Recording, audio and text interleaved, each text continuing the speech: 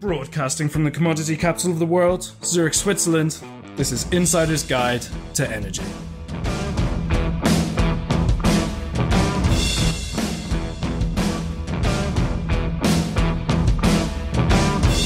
This edition to Insider's Guide to Energy is brought to you by Fidectis.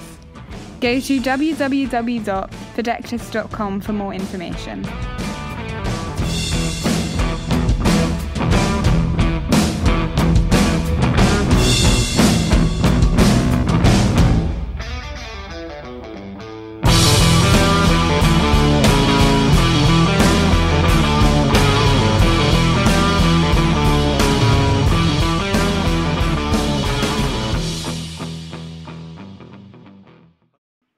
Welcome to Insider's Guide to Energy. I'm your host, Chris Sass, and with me, as always, is Johan Oberg. Johan, what's happening? Hey, Chris. Good to be back on. Just came back after a few days in Stockholm, Sweden, in my hometown, and had a great time. Also related to the topic that we're going to talk about today, because there is a lot of things happening in terms of the transition to electrification, especially on fleet. So really interesting. How you been? I've been really good. I'm looking forward to talking a little bit about fleets. I've spent a good bit of time recently working with fleets and talking to folks. I just came back from North America. And, one of the problem statements I think might be is what happens when you start dropping fleets in these cities in the densely populated areas? Are the grids going to support it? Are the substations there? Is the infrastructure in place to do that at scale? And I'm hoping our guest today can maybe help me understand, is that the problem that they see, and is there a solution for it? Yeah, and I agree. I totally agree. And I think coming back to my Stockholm analogy, I think we've moved the discussions from being I wouldn't say a minor discussion, but definitely an industry discussion to a public discussion. And all across the media is how do we push this forward and how do we support the infrastructure? And it feels like a bit of a catch-22, but it's going to be interesting to see. I think it is. Simple Sweden question. So were you there on the day of summer this year, or did you make it for the summer? 2 days. That's the 2 one days day, of summer in Sweden now. The one day of summer and the one day of traveling. Fantastic. Well, let's go into the content. We've got a great show ahead of us. I'd like to introduce our guest. It's Shibab Kuran. Shibab, welcome to the show. Shibab. Sorry, I can start again. Shibab. I'll start again. All right, guys, cut that out. All right. I'd like to start the show. Let's introduce our guest, Shibab Kuran. Welcome to the program. Thank you, Chris. Thanks, Johan. Thanks for having me today. Well, we're excited to have you. You can hear what we anticipate the conversation being. But before we go into that, let's start by telling our audience a little bit about who you are, and maybe that will help them understand why we invited you to be on the show today. Sure. Well, I'm an electrical engineer by training. Been a serial entrepreneur in the energy and the telecom space. I would say about 15 years ago, started a company called Petra Solar, where we designed solar and smart grid components and managed to work with a local utility here in New Jersey and launch and build the world's largest solar project back then. It was 40 megawatts, $200 million contract, made up of up to 200,000 solar panels on utility poles throughout the state with built-in smart grid communication, Zigbee networks, backhaul, and so on. And that was an exciting entry point for me in the energy space, and subsequently worked for some large companies like NRG, Sun Edison, and about 7 years ago co-founded a company called Edison, focused on mobile energy storage, and about 6 months ago co-founded another company called EV Edison, more narrowly focused on electrification of the transportation sector. So you're currently at EV Edison. Maybe you could be a little more specific of what the electrification of the transportation industry is. What does that mean to you? What problem are you out to solve? Sure. So, like I said earlier, we actually have two sister companies, Edison and EV Edison. And what we do is address the infrastructure problem in the sense that, like you were discussing with Johan earlier, that maybe a fleet operator calls the utility and says, I've got a fleet that I need to electrify, I need electricity. And frankly, without even the current problem associated with the supply chain, COVID issues, utilities can't respond quickly, can't just bring power the next day. It might take a year, it might take two, it might take five. So we have engineered and devised a whole portfolio of what we call mobile utility scale energy storage solutions, including EV charging, switchgear, batteries, where effectively we can stand up an EV charging hub, even if the infrastructure doesn't exist or the infrastructure needs a number of years to show up, inclusive of the ability to shuttle electrons on a battery on a truck or a barge or rail to that location from some nearby location. So effectively, we provide a bridge for infrastructure for the problem that exists in the industry today. So how do you see that? Because is it a short-term problem that is solved where you don't have the infrastructure? Because coming back to my analogy in the beginning of the show, I just came back from the Scandinavian countries and the Nordics where EVs are growing quite hefty. It's everywhere. And the big problem is how do we build infrastructure? And everyone's jumping on the train now, want to be involved from subsidies to whatever. So the infrastructure will be built sooner or later. So where do you see your position here? Yeah, this is surprisingly, we initially thought that this is a coping mechanism up until a permanent solution shows up. And like I said, that solution might take 2 years, might take 5. But surprisingly, we came across many use cases where our partners, our customers said, you know what, I am actually content with this solution in perpetuity.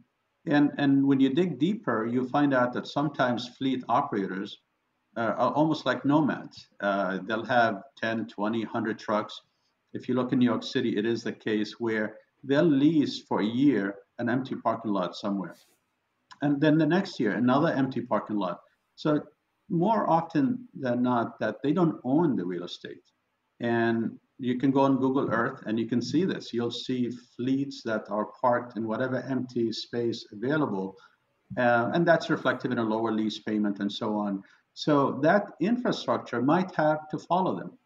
And so that's just one case where, call it mobile dynamic power infrastructure and EV charging infrastructure might remain as such without being taken away in a year or two. In other cases, no, it is a bridge up until the permanent infrastructure is brought in.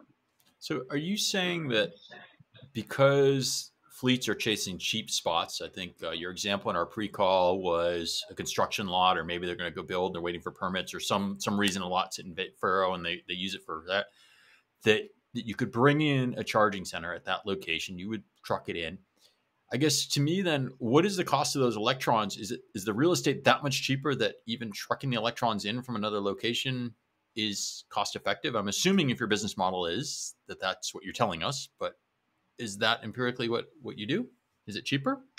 Yeah, it's a good question. Obviously, the electrons are expensive to transport, and primarily because the energy density of batteries is low. So you've got a heavy battery that needs to be transported, and you can't put too many of those electrons on a truck. Just to give you a specific example, in a 20-foot container, we stop not because we can't put more electrons, it's because of the weight limit of those trucks.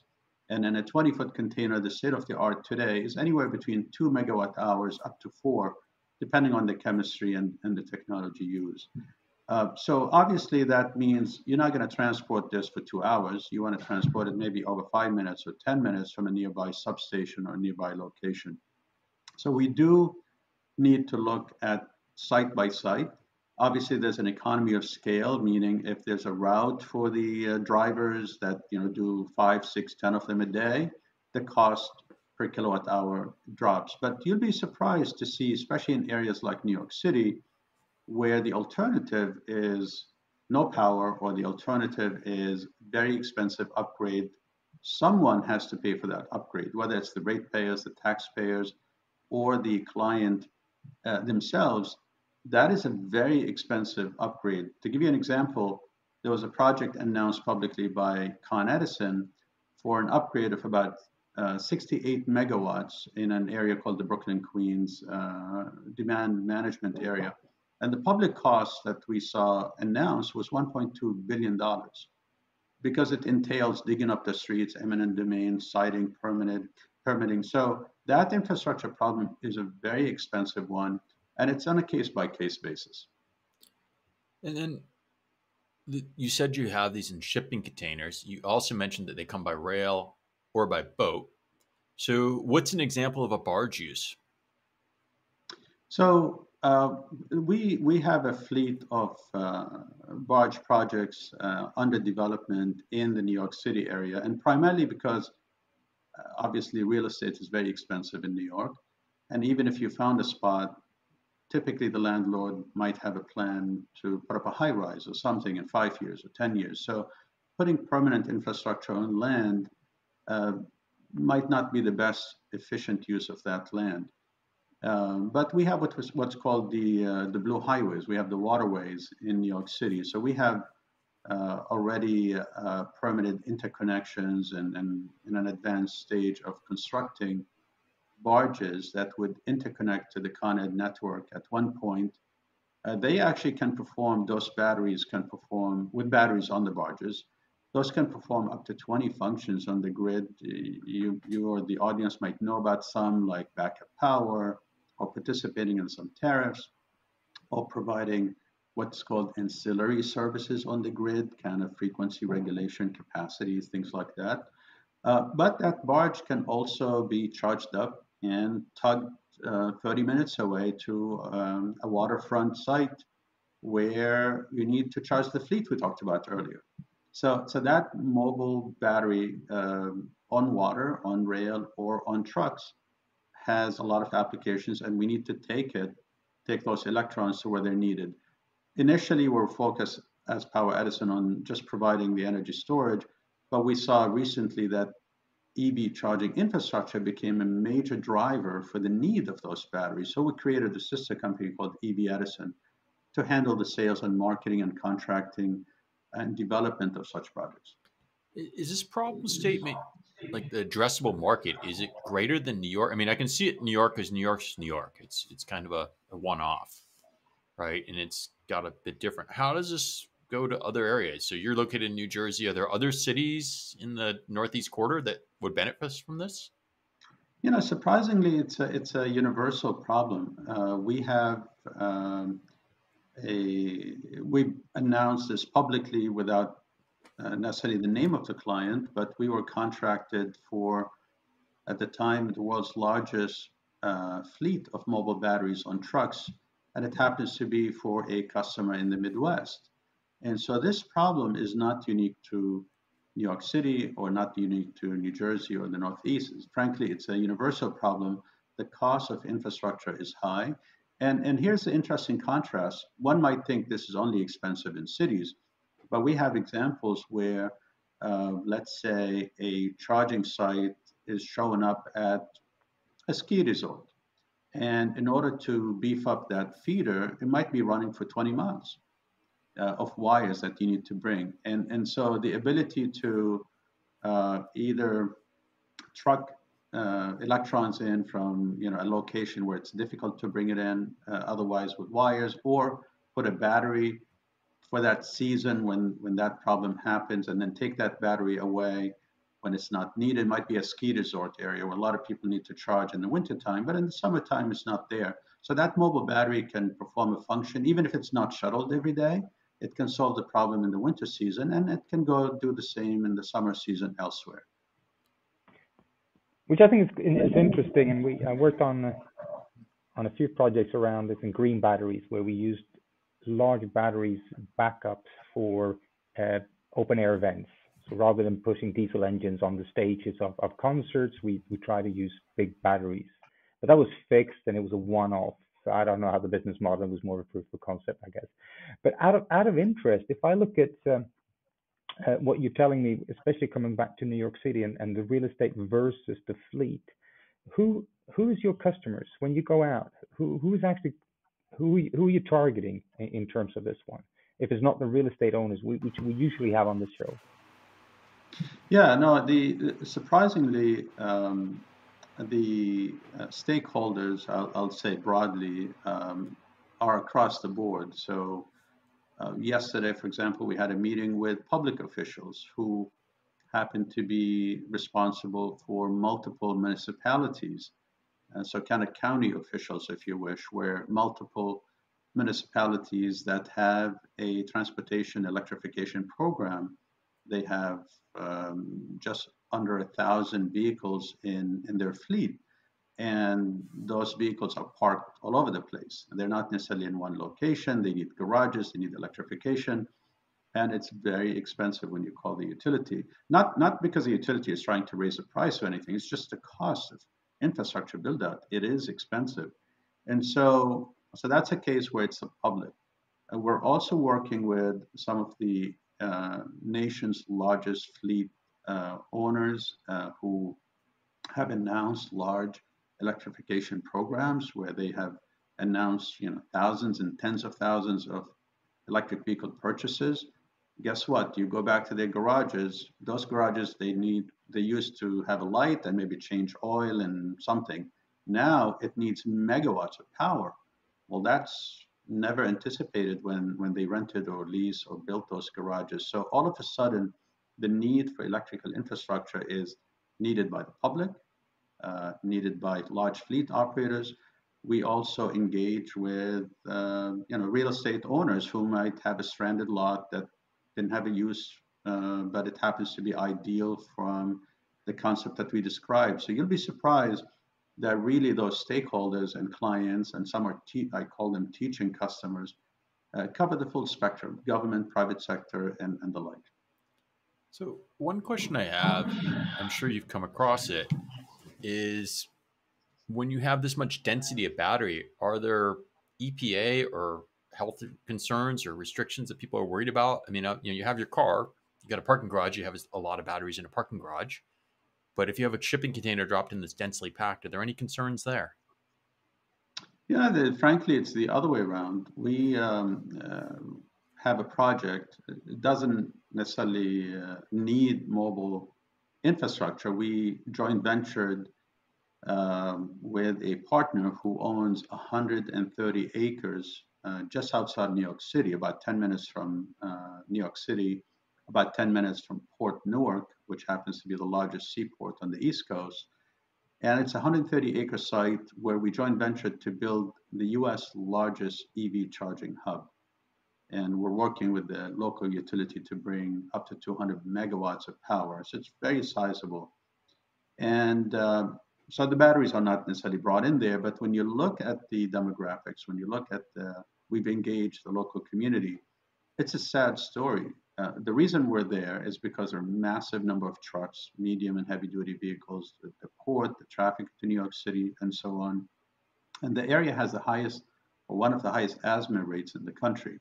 So frankly, bringing a battery to electrify transportation where otherwise it was running on fossil fuel is a welcome sign. And we work with the environmental justice communities. We work on workforce development. Electrifying is something that's badly needed from a health perspective. These batteries don't make noise. There's no emissions as compared to fossil fuels that are really bad for people and for the environment. Which obviously is the whole, that right, which is the part of the whole thing with electrification. So what I'm interested to understand is where do you see developments in around this? Because electrification it started off with the cars. We see more and more now coming into the fleets for the cities, especially, not just because pollution only, but also noise levels, etc. So where do you see developments around this where your batteries can be deployed? I mentioned I just came back and I was on an electric boat, not a ferry, but a private boat. So the archipelago now is looking at, all right, so how do we on the islands provide charging up options for electric boats? So where do you see other opportunities for you guys? Yeah, it's something my colleagues and I we contemplate and think about at the end of every day, because almost every week we're presented with a new problem statement that we have not thought about. So we're kind of getting smarter by the day in terms of what the industry needs are, what the challenges are. We are engaged with marine operators, people who operate ferries, and people who operate ports. because we have a barge-based solution. We're engaged with rail, trucking, fleets, and also light-duty vehicles. Frankly, we just kind of cut through that and say, who needs electrical infrastructure? That might either be expensive, or that might be expensive, or that might take a long time. So that is it can be anyone. I would say it has to be someone who needs more meaningful power level. We're not talking about small level 2 or level 1. We're talking about kind of megawatt scale and higher. I guess my question is how mature is this technology? You said you've joined and started this company. You made a sister company to help with the EVs. So you've got a couple of companies out there. Where are you in the market life cycle? You've mentioned a few projects and a few customers. Is this a reality today? And if so, at what scale?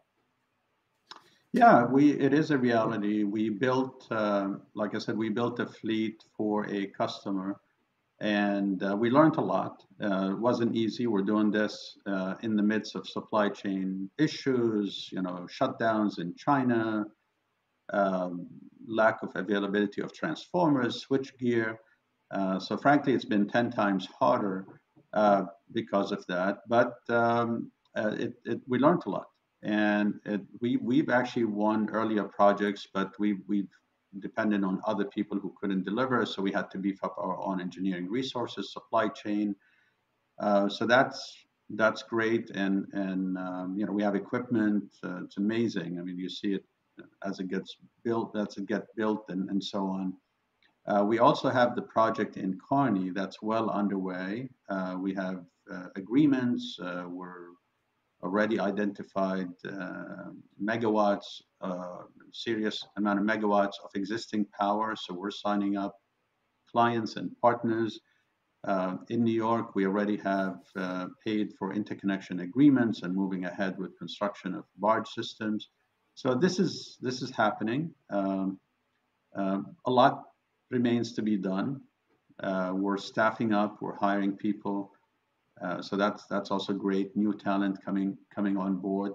The problem is really large in terms of size. Just to give you an example, if we take light duty vehicles in New Jersey, the state that I live in, we have about 6 million light duty vehicles. And just assume that everyone gets a level 2 charger, like a dryer outlet. It's about 10 kilowatts. And installing that for these vehicles, whether they're all being used at the same time or not, and they might, everyone shows up and it's 6 p.m. and all of them. But 10 kilowatts times 6 million is 60 gigawatts, 60 gigawatts. That's just the light duty segment, not medium or heavy duty. The whole state of New Jersey has a load of 17. So we're talking about a massive infrastructure build out. And that's just New Jersey. We haven't talked about New York. And the grid is not overbuilt. The grid historically is just built enough to meet the peak. And sometimes we don't meet the peak. We have brownhouse and blackhouse, and that's why we invoke demand response and other programs. So we're really talking about a fairly large scale problem. Now, 10%, 50%, 80% of that will be built the traditional way, but there's a large SAM or TAM associated with the solutions that we're addressing. Out of curiosity, then, we looked at the infrastructure that you talked about on these big ones. This is one of these stupid questions I'm allowed to ask, and this is how remotely and even in the cities, how do you charge them if you're using these as portable ones? Are you sending them away to a charging point so you go back and forth? Do you plug them in at the site to get permission? How does the actual infrastructure for the actual batteries work? Yes, no, and it's a great question. Those batteries obviously can trickle charge and use a lower input power, but we are establishing a network of high power chargers. Like I said earlier, we have, for example, a site in New York City that is 5 megawatts in power that's been cited and has been approved for interconnection at 5 megawatts. 5 megawatts in the heart of New York City in a congested network is a very meaningful connection of power. In Kearney, we already have over 10 megawatts, but we're working on 200 megawatts to become a hub for charging either barges or trucks or rail or other large batteries. So, Johan, yeah, we need to get access to meaningful power supply. And by the way, the utilities have substations, and many of those substations have been made resilient, for example, in the New York area since Sandy, when they got flooded and so on. So we do rely either on our own private network of high-powered charging sources or on utilities network. And sometimes we have industry partners who happen to have large infrastructure.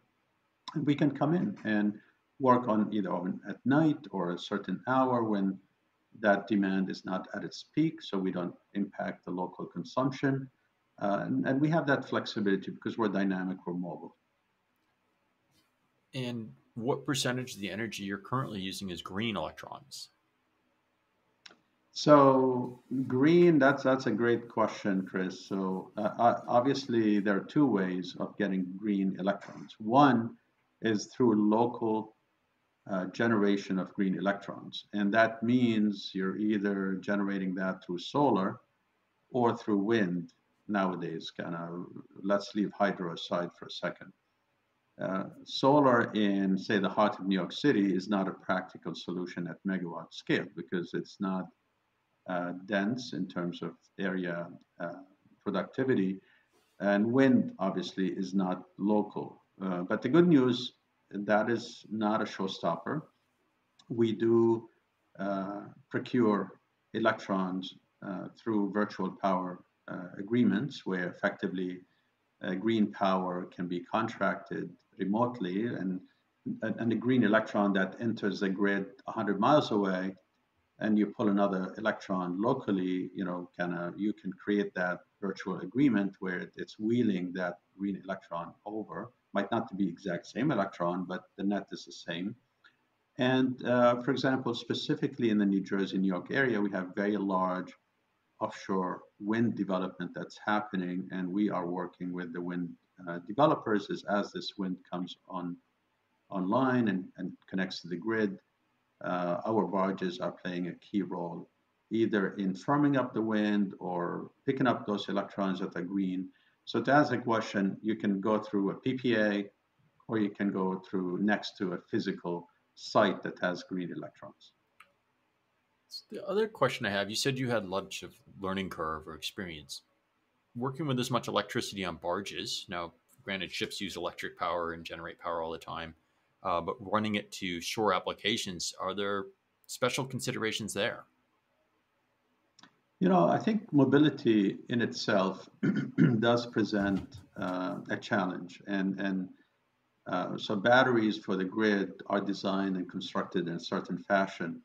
But frankly, you can't just pick up a grid scale battery and mobilize it with vibration on wheels or on water. Water and roadways present two different challenges for us. On roadways, it's the vibration, it's the weight per axle, it's the bridge laws, it's the frost laws, it's the which equipment can handle the weight, it's the height, is the deck a regular deck, is it a drop deck, is it low buoy? I mean, there's so much we had to learn from a mobile construction and transportation perspective. On the marine side, it's a different set of challenges. One, how do you construct it? Where do you construct it? There are other things, regulatory issues. There's a Jones Act. There's what do you do when there's a hurricane? How do you keep it stable in place if you don't have a bulkhead? You don't want to build a pier every time you have a barge showing up to the waterfront. We've basically addressed and solved all these problems. And then when you're on the water, there's salty water, fresh water, salt spray. You've got constant movement. So the cables, the marine cables from the land to the water have to have certain flexibility and so on.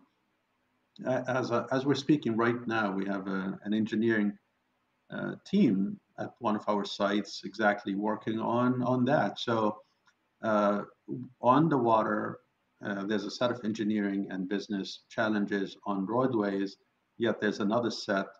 And as engineers, as a technical team, as a business team, every time we solve a problem, it's a differentiator. It's an enabler. It opens more markets. It's opened more doors. It allows us to solve the problem for more customers. So is your business model to sell these containers, or are you selling electronics? Like, is the consumer care if you have trouble, if you're not getting total efficiency out of these batteries because you just deliver the electrons I need?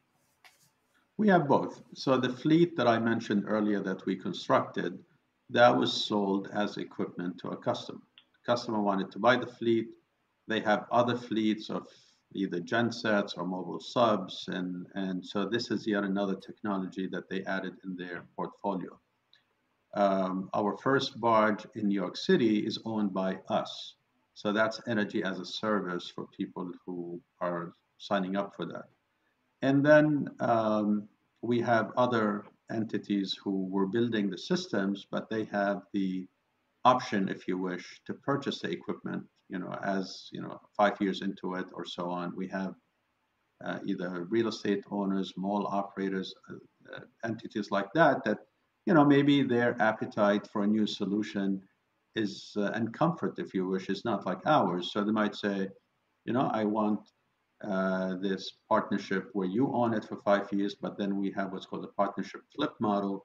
I will buy it, or I'll have the option to buy it so many years into it. So we're agnostic, and we don't necessarily stick with one model. We're also technology agnostic, meaning we pick and choose best of breed when it comes to chemistry, batteries.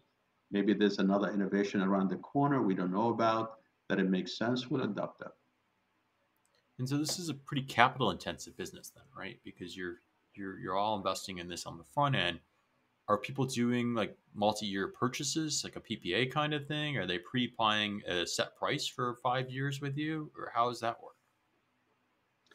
Yes, so it is capital intensive, and thus it attracts there are two kind of types of capital. There's, I'll say, venture capital on the front end, because there's engineering and technology and development, but there is private equity and infrastructure capital on the back end. And so because it requires a lot of capital, it's similar to solar and wind, where you're paying for the solar system upfront or the wind system upfront, and there's no kind of fuel cost. This is similar, where there's the majority of the investment is upfront. And so yes, we do need to make sure that there is a proper offtake, or there's a line of sight to the economics over the life of the asset. Otherwise, it becomes more expensive in, I'll call it merchant operation, where you don't know if you're going to have an offtake or not, or if it's going to work next month or not with a customer.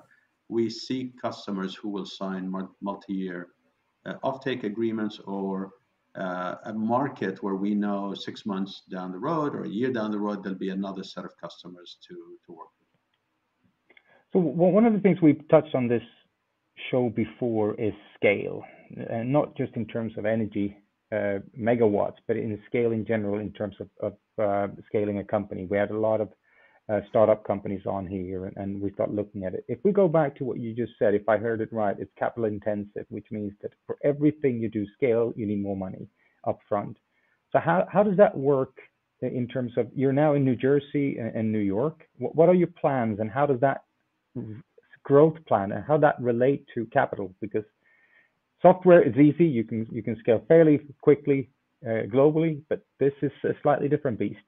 So how do you think around scaling your business based on what you just mentioned? Not an easy answer, Johan, to be honest with you. One of the approaches that we are negotiating and discussing with financing partners who are deeply interested in our business model is to, if you wish, dissect geographies, effectively putting money into the company just to go nationwide is not something we're looking at now. Management attention units are critical at this point, and we can't be spread too thin. And we have worthy causes that we're working on. Like I just gave you some examples in the New York and New Jersey area. So one approach that we're looking at now with a large number of private equity firms and venture firms that are talking to us is almost like a franchise model, meaning, well, let's set up a business for California because California is a country practically in terms of the need, in terms of the requirements, in terms of the size. We can do the same in Texas. We can do the same in Massachusetts or other areas. So that's one thought that we feel is practical. And many of those capital providers, they tend to have a preference on where their capital is deployed. It might be next to where they operate, where their headquarters are, or where they own a portfolio of other assets already. And so we don't have a perfect answer, to be honest with you. Entrepreneurs, just problem solvers. But right on, we brought on board a managing director, Robert. His name is Robert, and he is really good at structuring. And so he's in the midst of these discussions on how do we partner with the right capital providers, where we grow properly, but at the same time have appropriate management attention units that are required for success. So is capital the limit of growth? Is demand? Is it building? Is it supply chain? What's the bottleneck in front of you at this point? I would say it's talent and capital. It's people and capital. Obviously, you have good people. Capital is on the sidelines, so you can tap into it. But even if you have capital and you don't have the right team, so to me, I would say priority one is people. We're talking today, but today at 5 p.m. we're finalizing an interview for someone who's talented, who's joining us. So we're always looking for the right people, and obviously that goes hand in hand with capital.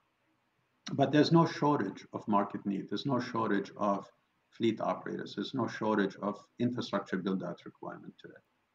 And so if you look at the shortage, if you look at shortage, I like the word of shortage. It's the scale and shortage.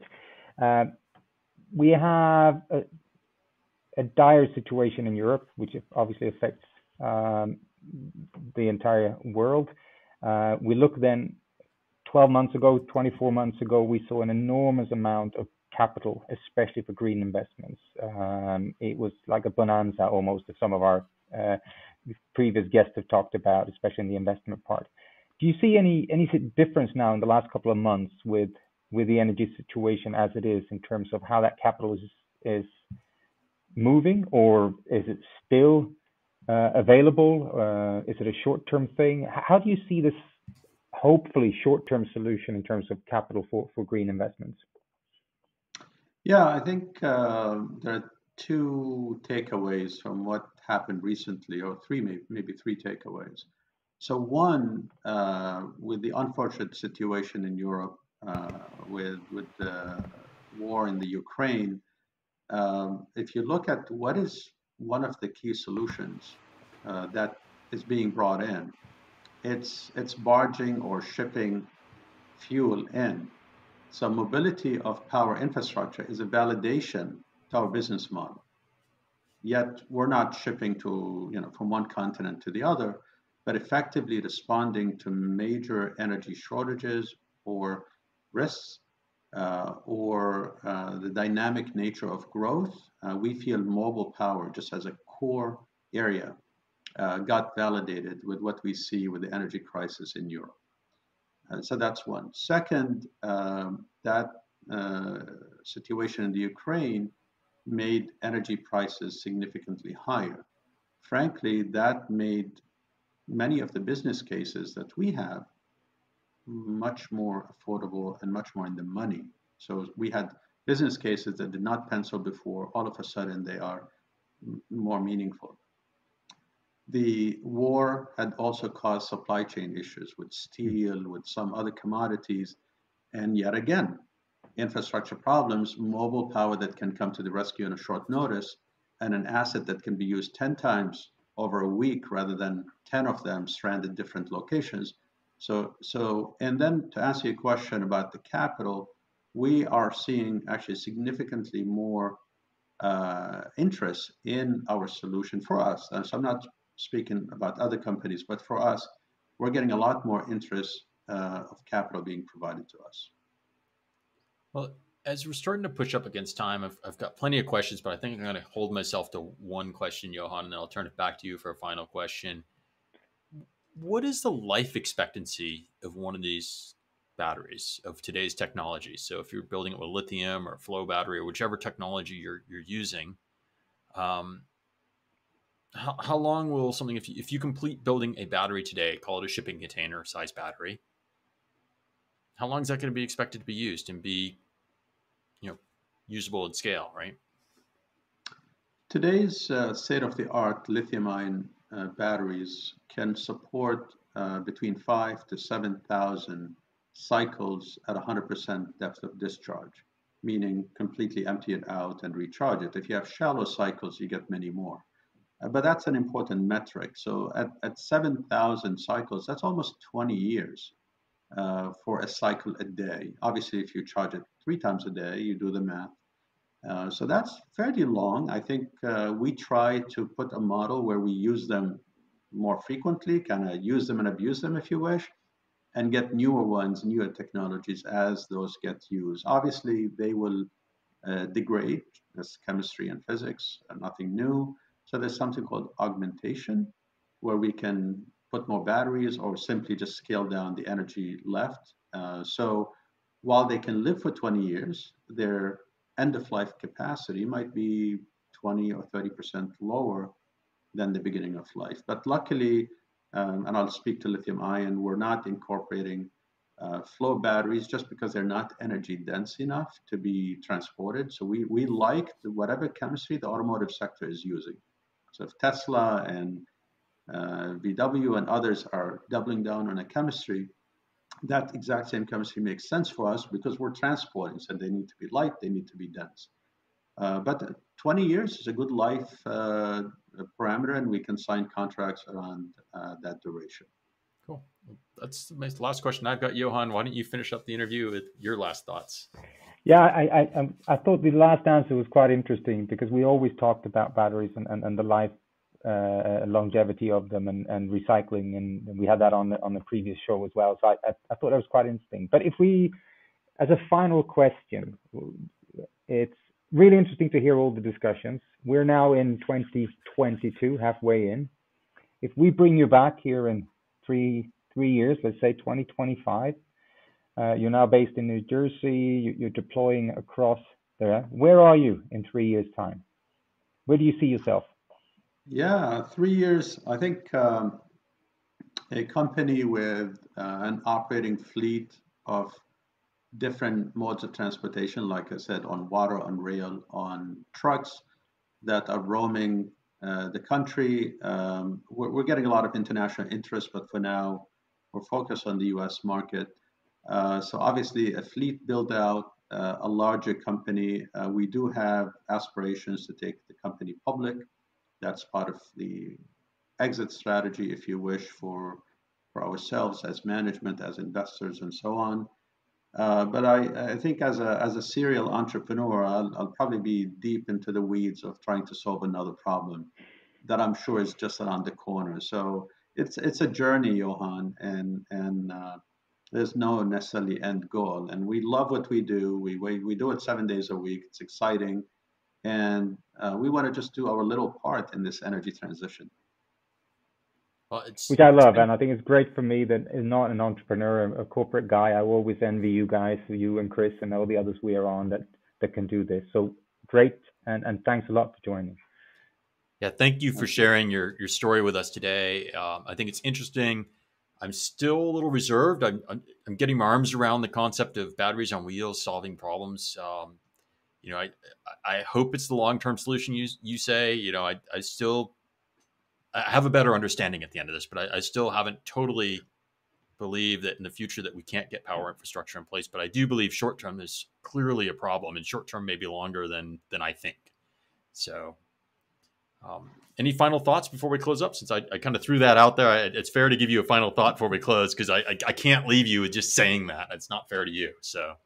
Well, like I said, even if the market is addressed, 90% of the market is addressed with the traditional infrastructure build out. The remaining 10% is just a massive market. And we see it today. We can't even respond to the phone calls and the requests coming in. So like I said, we're just the portfolio that we have that already in place is massive for us. So I think, the problem is there. We are from the industry. We know what the industry is. We have a new president at EV Edison that joined us. His name is Dave Daly. Dave most recently was the president of the largest utility in New Jersey called PSE&G. So he's been doing this for over 30 years, managing a network of over 10 gigawatts of power, supplying power reliably and safely. So we are experts from the industry. We are familiar and we know about power and energy infrastructure. So like I said, even if it's a small percentage, it is such a large market that's going to keep us busy for a long time. Awesome. I wish you well. I wish your company good growth, and hopefully you hit your exit strategy in the timeline you want. Thank you so much for being our guest on the podcast today. Thank you again for having me. For our audience, we hope you've enjoyed this content. We try to find different things going on in the industry. I thought this one was unique enough that we wanted to get this out to you. If you enjoyed this content, please share the content. Don't forget to subscribe. Comment, give us comments, provide feedback in the show notes so we know what's going on. And otherwise, we will see you again next week. Bye-bye.